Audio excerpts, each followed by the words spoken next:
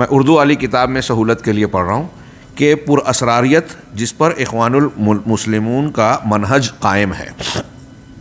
پر اسراریت عربی میں اسے سریت کہا گیا، یعنی اختفاء، چھپ چھپا کر کام کرنا، پردے میں کام کرنا، اپنی باتوں کو علی رؤوس الاشہاد یا لوگوں میں واضح اور عام نہ کرنا. اس پر اخوان المسلمین کے منہج کا انحصار ہے. چنانچہ سعید حوا اپنی کتاب کے اندر توجیہات عامہ کے تحت کہتے ہیں کہ وہ امور جن پر اسلامی کاز مرکوز ہے، ملاحظہ کیجئے، جملے پر غور کیجئے، وہ کہتے ہیں کہ اسلامی دعوت کا انحصار، اسلامی دعوت جن چیزوں پر مرکوز ہے، اسلامی کاز مرکوز ہے، وہ پر اسراریت ہے، سریت ہے، چھپانا، رازداری برتنا. سریت رازداری برتنا. اور اخوان کو چاہیے کہ وہ درج ذیل امور کا خیال رکھیں. نیچے جو باتیں بیان کی گئی ہے، یہاں جو قوس میں حوالہ دیا گیا ہے آپ کی اردو کی کتاب میں، یہ غلط ہے. یہاں حوالہ نہیں ہونا چاہیے، کتاب کی عبارت آگے ہے، حوالہ عربی کتاب میں اوپر ہی دیا گیا ہے. چنانچہ نیچے کے امور کا خیال رکھنا چاہیے. وہ کیا کہتے ہیں کہ تمہارے اور تمہارے بھائی کے درمیان جو بھی راز کی بات ہو، یعنی اخوان المسلمین کے آپس کے ممبران کے درمیان، ضروری ہے کہ اس سے کوئی باخبر نہ ہو، چھپا کے رکھا جائے، رازداری برتی جائے، جس کو ہم سریت کہتے ہیں، خواہ وہ کوئی رشتہ دار ہو، دوست ہو یا بھائی ہو. مگر اس وقت جب کوئی خلل دیکھو تو ایسی صورت میں قیادت کو باخبر کرو، قائد کو، لیڈر کو باخبر کرو، اور بھائی کو معلوم ہو کہ ہمارا یہ طریقہ ایسے لوگوں کا محتاج ہے جن کی موت کے ساتھ ان کے راز بھی مر جاتے ہیں. تھوڑا اردو میں ایسا ہونا چاہیے کہ ان کے راز اور اسرار بھی مر جاتے ہیں. مطلب آپ اپنے پاس وہ راز لے کے دفن ہو جائیے، کسی کو بتائیے نہیں. اگر آپ اپنے رازوں کو محفوظ نہیں کر سکتے تو دوسرا اسے لینے سے بدرجہ اولا عاجز ہوگا. لہٰذا جب آپ نہیں بچا رہے تو آپ جس کو بتاؤ گے وہ کہاں سے اس کی حفاظت کرے گا. لہٰذا زمام کار تمہارے ہاتھ میں ہے. یہاں تک کہا کہ جب ہم کسی کام میں سرگرم ہوتے ہیں اس وقت ہماری یہ پوری کوشش ہوتی ہے کہ اس سے کوئی باخبر نہ ہو سکے. یہی وجہ ہے کہ ہم اپنی جگہ اور وقت کو جو پروگرام ہوتے ہیں، معاملات ہوتے ہیں، اس کے جگہ کو اور وقت کو برابر بدلتے رہتے ہیں.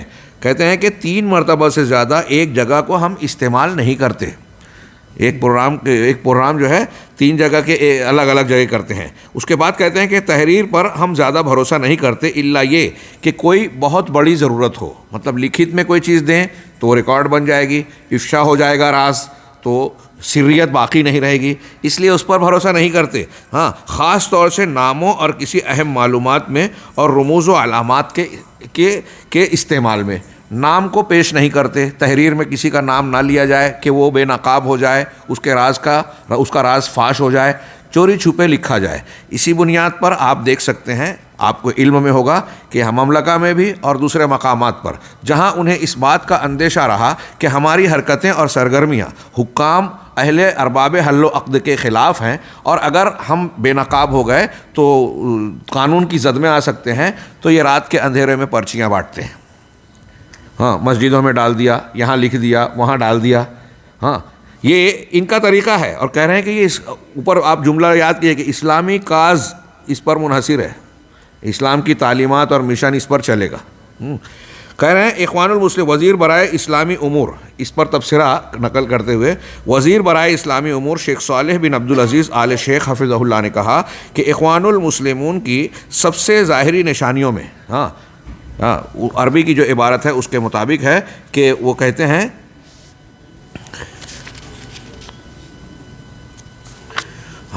کہ جماعت اخوان المسلمین کی دعوت کا سب سے بڑا اور واضح نمایاں مظہر یہ ہے تکتم، کہ آپ رازداری برتیں، چھپائیں، سریت برتیں. خفا یعنی کوئی چیز کو ظاہر نہ ہونے دیں، مخفی رکھیں، خفیہ طور سے عام کام کو انجام دیا جائے. والتلون، اور رنگا رنگی اختیار کیا جائے، یہاں یہ رنگ وہاں وہ رنگ، گرگٹ کی طرح ہمارے یہاں مثال دی جاتی ہے. تو یہ یہاں شیخ صالح کا یہ فرمان ہے۔ اسی طرح شیخ کہہ رہے ہیں کہ میں کہتا ہوں کہ یہ چیز اخوانیوں کے بنیادی امور میں شامل ہے، چنانچہ یہ اپنے اکثر اعمال میں مکمل سریت اور پر اسراریت پر بھروسہ رکھتے ہیں، رازداری برتتے ہیں۔ اسی لیے بہت سے اخوانی ایسے بھی ملیں گے جو خود اخوانیوں کے راز کو نہیں جانتے ہیں، بلکہ بعض چھوٹے اخوانی بڑے اخوانیوں تک کو نہیں جانتے ہوں گے۔ یہ جیسے ہمارے ہاں یہودیوں کا سسٹم ہے، آپ پڑھیے کتابوں میں، عالمی میڈیا اور اسلام، نظر الحفیظ ندوی صاحب کی پڑھیے کہ یہودیوں کا جو دائرہ ہوتا ہے کام کرنے کا، صہیونی ماسونی جو تنظیمیں ہیں، اس میں اتنی سریت ہوتی ہے کہ ایک ہی تنظیم کے ممبران بھی ایک دوسرے کو نہیں پہچانتے، چند لوگ واقف ہوتے ہیں، باقی لوگوں سے ناواقف ہوتے ہیں، یہ ان کا طریقہ ہے۔ ہاں، تو کیونکہ وہ ہر ایک کو راز کی بات اس کے مقام و مرتبے اور فہم کے حساب سے بتاتے ہیں، اسی لیے آپ دیکھیں گے کہ ان کی اکثر ملاقاتیں لوگوں کی نظروں سے دور پہاڑوں، وادیوں، سمندری ساحلوں، بند کمروں جیسی الگ تھلگ چیزوں یا خالی جگہوں میں ہوتی ہیں، بلکہ کبھی کبھی یہ لوگ ایک ملاقات اور میٹنگ کے لیے 100 کلومیٹر سے زیادہ چلے جاتے ہیں۔ میں کہتا ہوں، یہ شیخ کہہ رہے ہیں کہ جو حق پر ہوتا ہے وہ کسی سے چھپتا نہیں۔ کل دمام میں دعویٰ سینٹر میں دمام میں ایک جگہ اسی عنوان پر شیخ محمد رمضان حاجری حفظہ اللہ کے محاضرے کو سامنے رکھتے ہوئے ہمارا پروگرام ہوا، جس کا عنوان ہی تھا کہ وضوح المنہج و اثرہ فی الدعوت فی الدعوہ، کہ منہج کا واضح ہونا، کھلا ہونا، شفاف ہونا اور دعوت و تبلیغ میں اس کے اثرات۔ بہت ہی شاندار محاضرہ تھا اور بہت اہم۔ اس ایک چیز کو بھی آپ سامنے رکھ کے اخوان المسلمین کے مزاج کو سمجھ سکتے ہیں کہ ان کی دعوت، ان کا عقیدہ، ان کا منہج انبیاء کرام اور صحابہ و سلف کے مطابق نہیں ہے۔ نبیوں کی دعوت میں بالکل کھلا پن ہے۔ میں نے ابھی آیت کا ٹکڑا پڑھا، فَاصْدَعْ بِمَا تُؤْمَرُ، اللہ نے کہا کہ جس کا آپ کو حکم دیا گیا کھول کھول کر صاف صاف لوگوں کے سامنے بیان کیجیے۔ نبی صلی اللہ علیہ وسلم صفا کی پہاڑی پر چل رہے ہوں یا خط لکھ رہے ہوں یا کسی سامنے آنے والے کسی سردار یا عام آدمی سے دعوتی بات کر رہے ہوں، دو ٹوک انداز میں توحید کی تعلیم دیتے تھے، شرک کا رد کرتے تھے، ہیچ پیچ الجھاؤ نہیں، بالکل صاف صاف باتیں۔ ایک ہی مجلس میں آپ سے کوئی ملاقات کرتا، اس کا دل بدل جاتا۔ یہ معمولی بات نہیں ہے۔ ہاں، اور ہم دیکھتے ہیں کہ بہت سارے لوگ ایسے ہیں کہ 3 دن تک مجلس میں جا کے کسی کو بیٹھ رہے ہیں، سننے والے کو پتہ ہی نہیں چلتا کہ یہ ان کے بولنے کا مطلب کیا ہے، مقصد کیا ہے۔ ہاں، لمبی لمبی تحریر پوری میں نے بعض کتابیں پڑھی، لیکن کتاب پڑھنے کے بعد اگر پوچھا جائے کہ صاحب کتاب کہنا کیا چاہتا ہے تو بہت سے لوگ سمجھ ہی نہیں پائیں گے، اتنی دور سے اشارے کنائے میں۔ یہ اشارے کنایوں کی زبان یا دعوت میں یہ رازداری، خفیہ پن، یہ انبیاء کی دعوت کا طریقہ ہرگز نہیں ہے۔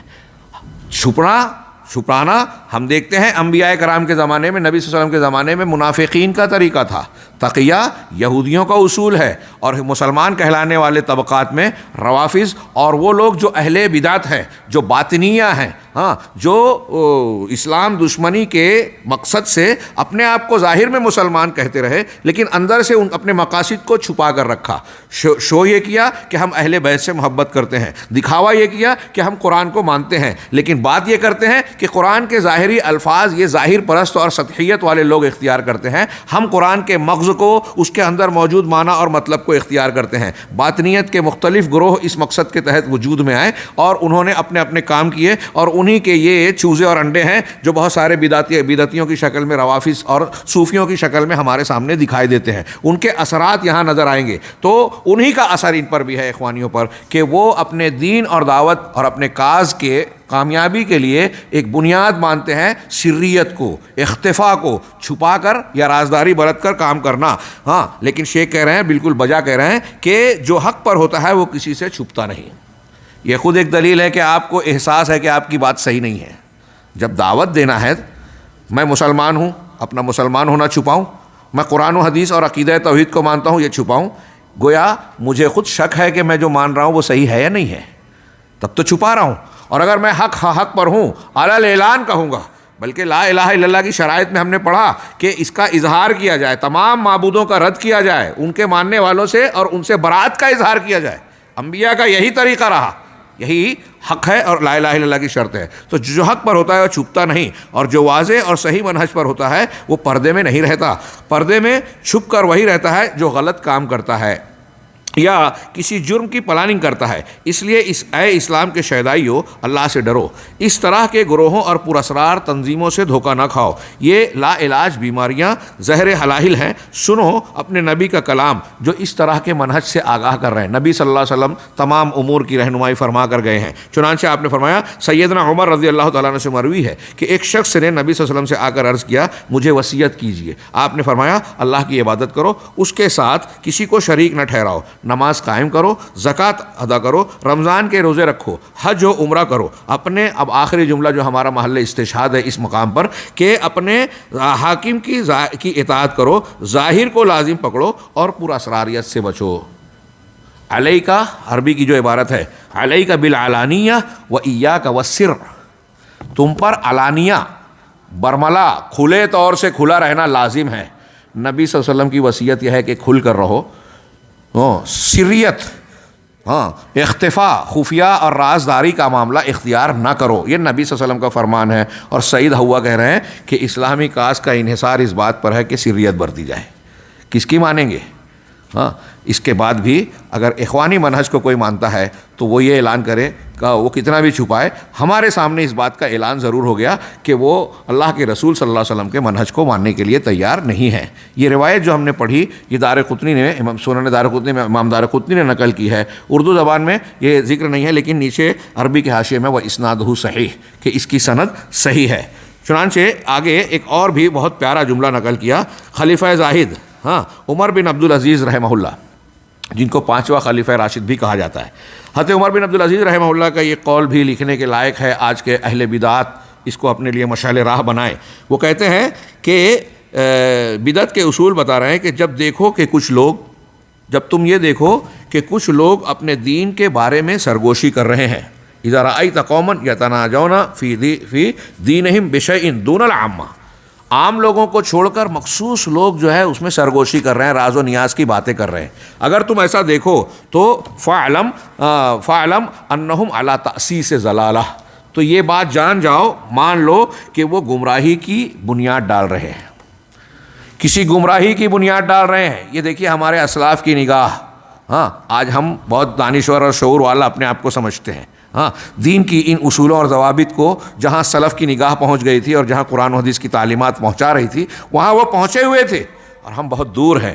چنانچہ عمر بن عبدالعزیز رحمہ اللہ کہہ رہے ہیں کہ چوری چھپ کے خفیہ اور رازداری والے انداز میں جو لوگ کام کر رہے ہیں مسلمانوں سے ہٹ کر کٹ کر، تو سمجھ لو کہ وہ گمراہی کی بنیاد ڈال رہے ہیں، تاسیس کر رہے ہیں۔ اور ہمارے ہاں یہ اخوانی منہج کہتا ہے کہ اس پورا اسراریت کے ذریعے سے ہی دین کو تقویت پہنچائی جا سکتی ہے۔ الحمدللہ ہم ایسے ملک میں رہتے ہیں جہاں دعوت اللہ پر ابھارا جاتا ہے، دعوت کے میدان میں کام کرنے والوں کی عزت کی جاتی ہے، اس کے لیے بیش بہا دولت خرچ کی جاتی ہے، اس لیے اس میں کسی چیز کو پورا اسرار بنانے کی ضرورت نہیں۔ یہاں دعوت کے میدان میں ہر طرح کی آزادی ہے، کوئی خطاب کرے، علمی درس دے، حق بات کہے، کسی پر کوئی پابندی نہیں۔ ہمارے یہاں یہ اخوان یہ پھیلاتے ہیں کہ یہاں بڑی پابندی ہے، علماء دعوت حق نہیں دے سکتے وغیرہ وغیرہ۔ اگر جہاں تک آزادی اور اس کی بات ہے تو وہ جو جمہوری اصول جو خارجیت کا راستہ کھولتا ہے، جو لادینیت کو ہوا دیتا ہے، جو بغاوت کی چنگاریاں بھڑکاتا ہے، ایسی چیزوں کی اجازت نہیں ہے۔ مجھ سے بعض لوگوں نے سوال کیا کچھ مقامات پر، حیدرآباد میں ایک صاحب نے کہا کہ سعودی عرب میں جو ہے وہ بہت اعتراض کرنے کی اجازت نہیں ہے، تو میں نے سوال کیا کہ کیا حضرت عمر فاروق کے زمانے میں اس کی اجازت تھی، عثمان غنی اور ابوبکر صدیق کے زمانے میں تھی کہ چلتے پھرتے ممبر پہ یا راستوں میں یا کہیں اخبار میں خبروں کو بیان کرتے ہوئے آپ حکمراں پر، خلیفۃ المومنین پر، عمرہ اور وزراء پر جو ہے تنقید کے تیر برسائیں؟ کیا اس کی اجازت تھی؟ اور اگر کوئی ایسا کرے تو وہاں کیا ہوتا تھا؟ کس ملک میں ہے یہ جمہوریت ایک کھلونا دیا گیا ہے، آپ چیخیں چلائیں ہمارے یہاں کہ بھوک ہو رہی ہے، ہمارا گھر ٹوٹ رہا ہے، ہماری شہریت چھین لی گئی، کوئی سنوائی نہیں ہے۔ تو چیخنا چلانا اہمیت ہے یا آپ کا حق ملنا اہم ہے؟ اب یہاں حق مل رہا ہے، چیخنے چلانے کی کیا ضرورت ہے؟ اور یہ اسلامی طریقہ بھی نہیں ہے، یہ جمہوری طریقہ ہے، یہ یورپ والوں اور امریکہ والوں کا ڈھکوسلا ہے کہ آپ کہیں تاکہ کوئی اگر مخالفت میں تقریر کر رہا ہے تو ہماری نظر میں آ جائے، اس پر نگاہ رکھی جائے۔ یہ ان کا بہت بڑا ڈھونگ ہے، دکھاوا ہے۔ تو اظہار آزادی، اظہار رائے کے نام پر یہ کہتے ہیں یہاں اظہار، ہمارے مسلمان بھی ایک کیا ہے آزادی اظہار رائے؟ حق اور ناحق کا جہاں تک تعلق ہے یہ بات صحیح ہے کہ حق کو مانا جائے، اللہ اور رسول کے حق کی بات کو مقدم کیا جائے۔ اگر کوئی غلطی کر رہا ہے تو حسب موقع اور جو آداب بتائے گئے ہیں شریعت کے، اس کی روشنی میں تناصح، نصیحت و اصلاح کا کام کیا جائے گا۔ یہ ماحول نہیں بنایا جائے گا بغاوت کا، بدامنی کا، حکام اور علماء کے خلاف لوگوں کو بھڑکانے والا، تو اس کی ضرورت نہیں ہے۔ ہاں، کوئی خطاب کرے، علمی درد حق بات کہے، کسی پر کوئی پابندی نہیں، اللہ کے گھر، مساجد ہوں یا کوئی بھی عام جگہ۔ اس لیے اخوانیوں، اللہ سے ڈرو اور اپنی عقل کو ٹھکانے کر لو۔ یہ پانچواں ملاحظہ تھا جس میں یہ بتایا گیا کہ اخوان المسلمین کے منہج میں سریت ہے، اور یہ سریت والا منہج یہود کا ہے، غیر مسلموں کا ہے، اور ہمارے یہاں مجوس کا ہے، روافظ کا ہے تقیہ کے نام پر، اور باطنیہ طبقات کا ہے۔ ان سے انہوں نے مستعار لیا، نبی صلی اللہ علیہ وسلم کا، صحابہ کرام کا، سلف کا، محدثین کا، ائمہ دین کا، ان کا طریقہ دعوت اور دین کے معاملے میں، عقیدے کے معاملے میں سریت کا منہج نہیں ہے۔ اب جو یہ منہج اختیار کیا ہے وہ ان کے منہج سے الگ ہے، بدعت کو اختیار کیا ہے۔ ساتواں ملاحظہ